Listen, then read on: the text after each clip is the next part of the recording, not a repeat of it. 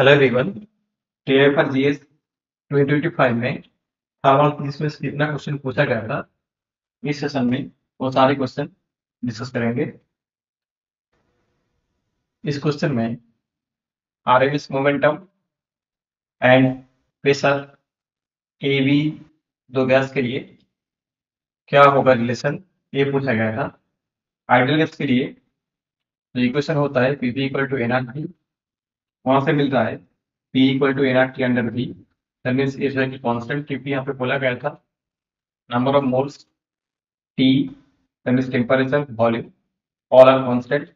That means A and B के बीच में जो प्रेशर आ रहा है ये दोनों गैस के लिए सेम है। आरएमएस मोमेंटम क्या होगा? देखिए, आरएमएस मोमेंटम जो होता है RMS velocity multiply of M. यहाँ से जो मिल रहा है RMS velocity equal to root over 3m K T. और यहाँ पे बोला गया था mass of A gases is greater than of mass of B gases.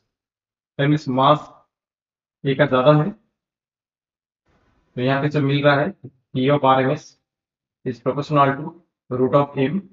Temperature same है बट मास ज्यादा है, तो इसलिए ए गैस के लिए R M S momentum B gas से ज्यादा आ रहा है।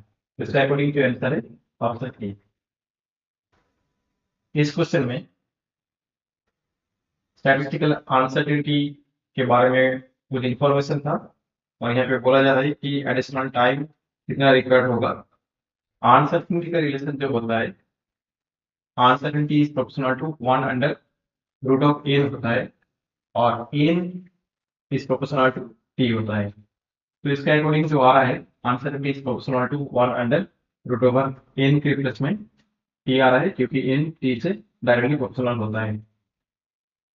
तो फिर यहाँ पे अनसर्टेनिटी पहला केस के लिए delta one, uncertainty second case के लिए डेल्टा टू, इसका जो रिलेशन आ रहा है ये।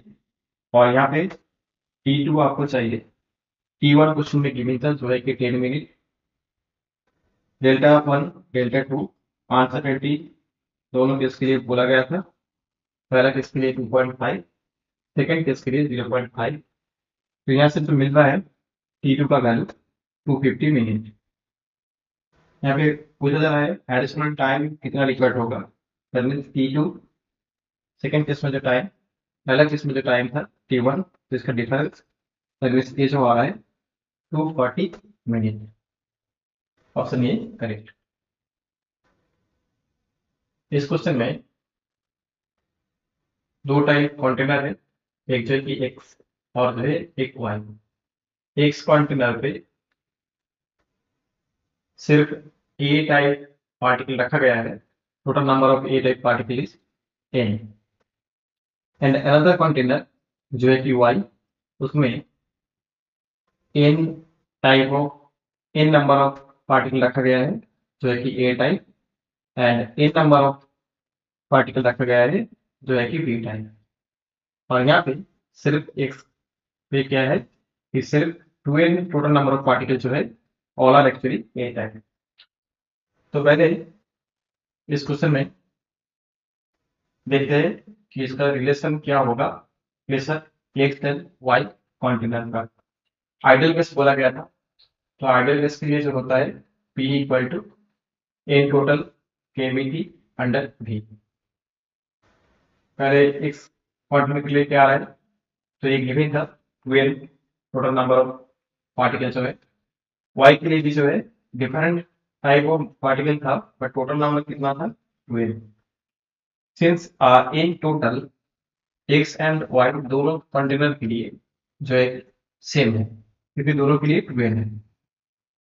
एंड यहाँ पे T and B temperature and volume, ये दो भी जो है कि दो कंटेनर के लिए सेम है।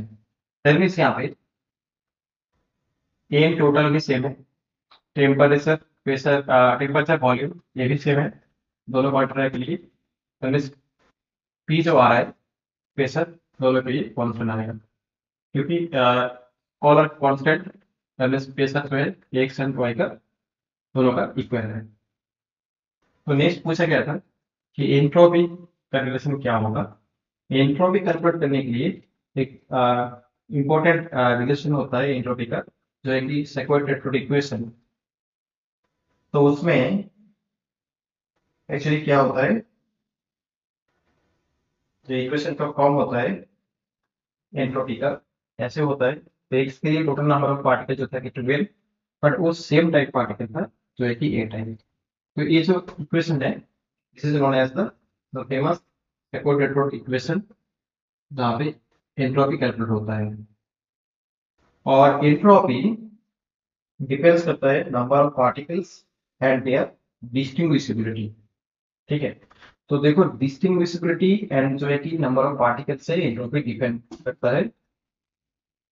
सेकेंड केस में या वाई क्वांटम में जो आ रहा है, दो टाइप पार्टिकल था, तो इसलिए सेक्वेंट इक्वेशन जो बन रहा है ये आ रहा है।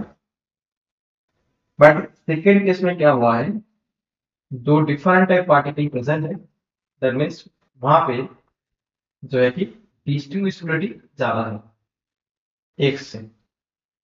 टोटल नंबर ऑफ पार्टिकल्स जो है कि दोनों के लिए सेम है।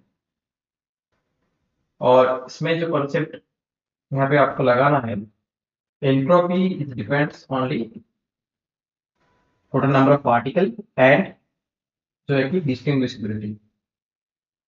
एक्स के लिए सेम टाइप पार्टिकल है, वाई के लिए दो डिफरेंट टाइप पार्टिकल है, total number of particle same है, बट डिस्टिंग्विशिबिलिटी एक्स से वाई में ज्यादा है, तो इसलिए एंट्रोपी भी वाई में ज्यादा होगा।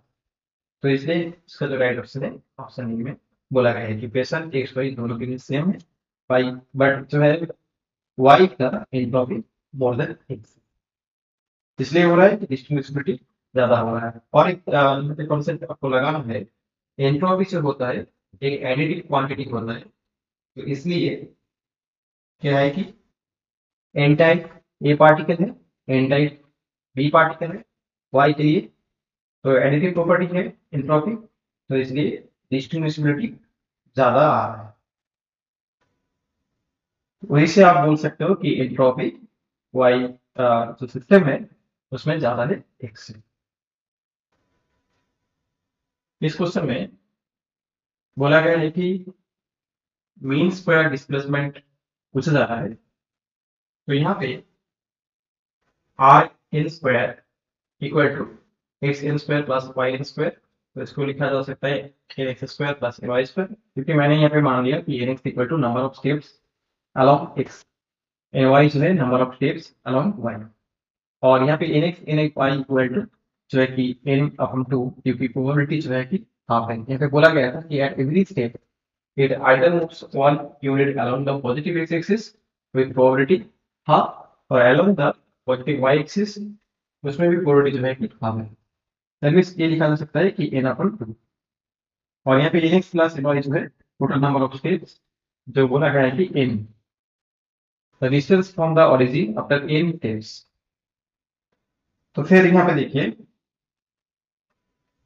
nx स्क्वायर जैसे था वहां पे प्रेजेंट है, बट n y स्क्वायर को लिखा जा सकता है n minus n x whole square, तो यहाँ से a मिलता है।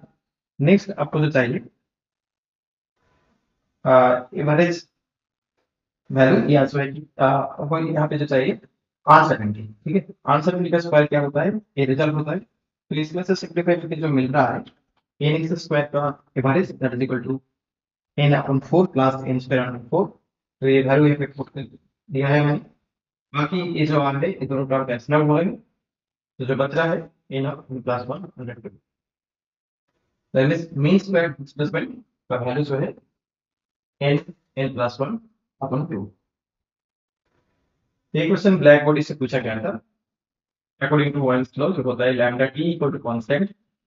यहाँ पे लैम्डा 1 t1 t2 गिवन है, लैम्डा 2 ए मिल रहा है, और यहाँ पे जो यूनिट था लैम्डा का 1.1 मिलीमीटर था, तो इसको मैंने मीटर से कन्वर्ट कर लिया। नेक्स्ट यहाँ पे क्वेश्चन पूछा जा रहा है what is the value of photon energy corresponding to the wavelength at which the energy density peaked when the universe was at 270 Kelvin। तो मैं ये जो इनपुट आ रहा है इस wavelength रिलेटेड एनर्जी क्या होगा।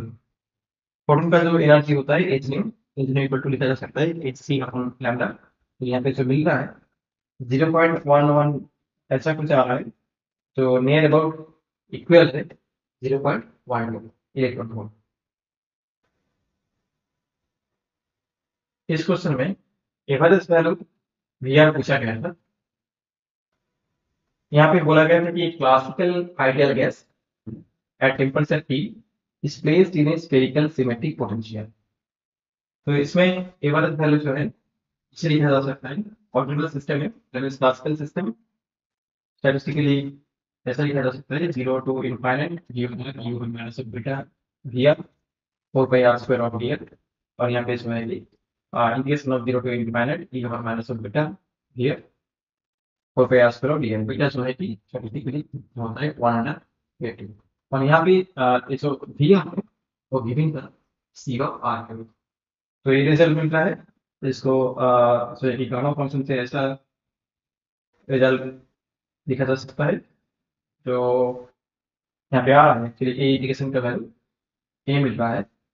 ऐसे करके यहाँ पे जो मिल रहा है गामा 2 और गामा 1, और ये जो है क्यू टी। गामा 2 का वैल्यू होता है 1, तो दैट मींस ये जो आ रहा है के बी टी।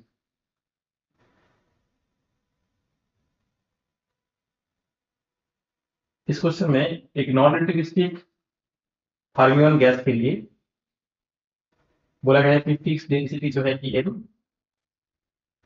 यहाँ पे ग्राफ प्रेजेंट है। ग्राफ में पूछा जा रहा है कि केमिकल पोटेंशियल वर्सेस टेम्परेचर पे ग्राफ क्या होगा। और नॉन रिलेटिविस्टिक फॉर्म्यूलन के लिए जो रिलेशन होता है केमिकल पोटेंशियल एंड टेम्परेचर के बीच में, ये रिलेशन होता है। तो इसको लगा के जो ग्राफ इसमें आ रहा है ऐसा ग्राफ आ रहा है। और यहाँ पे ये जो है ना E F actually at T equal to zero temperature पे I mean at T equal to zero